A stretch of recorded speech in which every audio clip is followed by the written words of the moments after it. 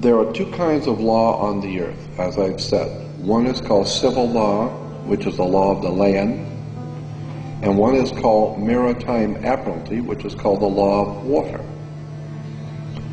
The maritime admiralty is banking law, and the law on the maritime admiralty says that you, because you came out of your mother's water, are a maritime admiralty product.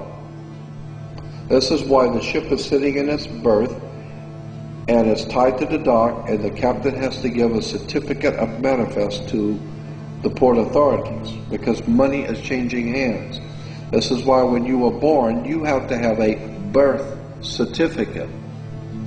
You are a maritime admiralty product, and therefore your birth certificate is signed by your mother, and where your mother signed on the birth certificate, get it, you will see it does not say parent or mother, it says informant.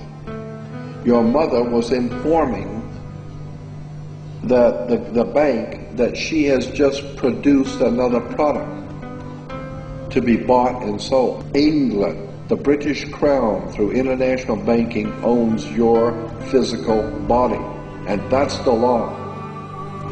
And if you could get your original birth certificate back, you would find that on the back of the birth certificate are all the banks around the world.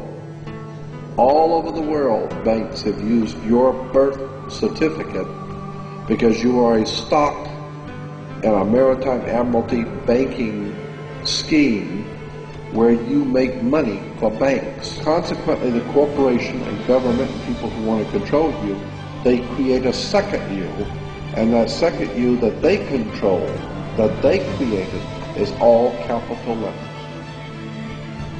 Check it out.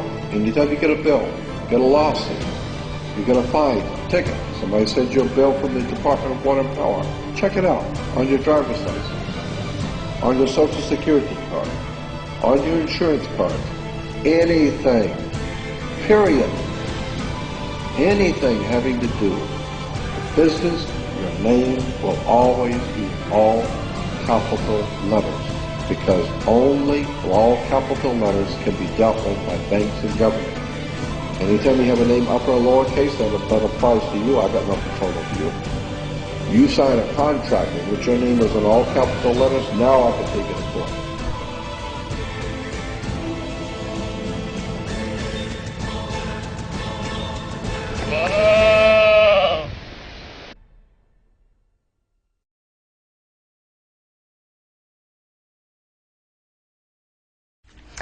Who owns the rain? Turns out, not you. You're actually breaking the law if you try to capture rain falling onto your roof and pour it on your flower bed. A prominent Utah car dealer found that out when he tried to do something good for the environment. John Hollenhorst has the surprising story. Rebecca Nelson captures rainwater in a barrel and she pours it on her plants. We can fill up a barrel in one rainstorm, so it seems a waste to let it just fall into the gravel. Car dealer Mark Miller wanted to do pretty much the same thing on a bigger scale. He collects rainwater on the roof of his new building, stores it in a cistern, and hopes to clean cars with it in a new water-efficient car wash. But without a valid water right, state officials say he can't legally divert rainwater. I was surprised. We thought it was our water. We all know that there's some crazy stuff happening out there, eh? I mean, we've got government agents coming up to us, telling us that we're all equal. They make demands upon us that we know we could never make upon them. Where's the equality? On the screen, there's a little baby. That's Elizabeth Annie Lane. She's a little baby, came into my life about 4.5 years ago. 2 days after the birth of Elizabeth, ministry workers came in, removed her. No investigation, no assessment. Claimed she only had one caregiver. We said, you're wrong, we're a family, we're going to meet you in court. They told us if we tried doing that, they'd see to it she spent the first 5 years of her life going from foster home to foster home to foster home. Shut me up in court, cost me my baby. Folks, anyone who knows me, shutting me up even for a moment is a bit of a trick. They cost me my baby. I sat down with their Act Black's Law Dictionary on one side, Bouvier's on the other, I had an Old English dictionary.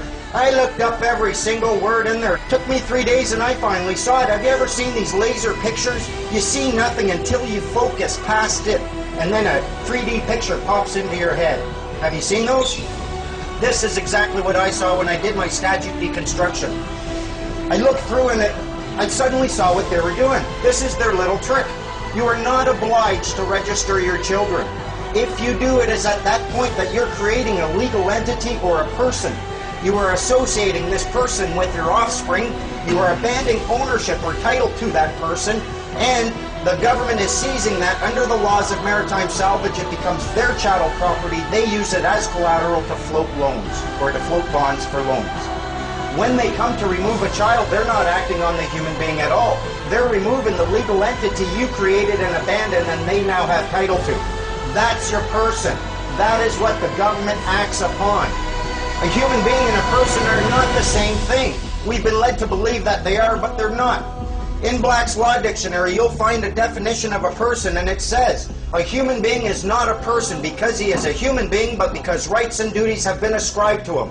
Specifically, the person is that legal subject or substance of which the rights and duties are attributes. But not all human beings are persons, as was the case in Old England when there were slaves. Right now, the officer's going to take a look at my affidavit of truth. I've stated that I'm not driving, I'm traveling. Right there, for my own protection, I'm filming it. I'm wondering what he's going to do. He's reading my affidavit of truth right now. Yeah, so I'll get back to you. He's also stated that I'm under obligation to carry photo ID, which I'm obviously not. That's the officer right there, car 77.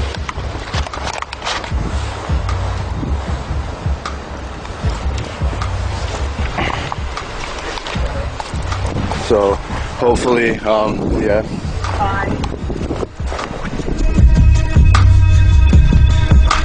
There we go, car 77. Officer did not state who he was. There's my dad.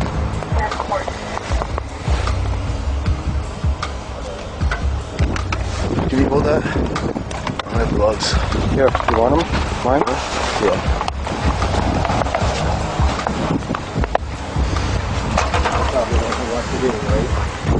There's another police officer showing up.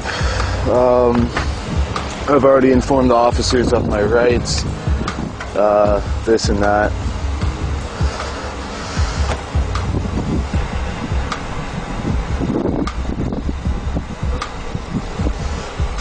Cold. Officer, I just want to let you know I'm activating my fee schedule. It's the middle of winter. I am cold right now, and you're harassing me right now. So my fee schedule will be activated in 3 minutes. I suggest you contact a superior officer. Read that affidavit of truth. We're reading that right now, sir. We're trying to get... I know, I'm just freezing cold. Okay. I'm freezing cold, so... Okay.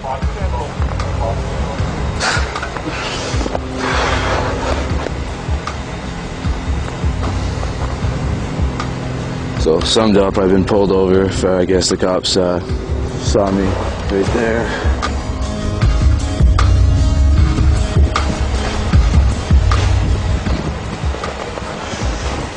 I'm cold.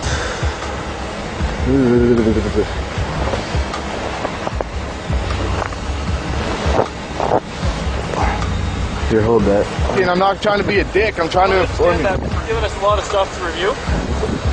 I don't care enough to build a guy. He has no idea what's going on.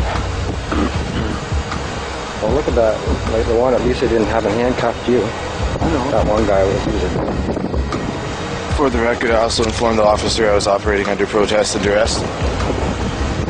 Hey, all those documents come back.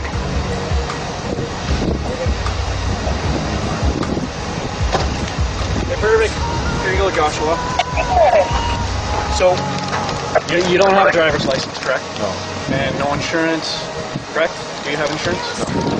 I'm working on that right now, doing it through, it's not a registered motor vehicle, right? So it's not under you guys' jurisdiction. I'm not trying to cause trouble with nothing, but I am getting insurance on it, but it's through my society that I'm part of.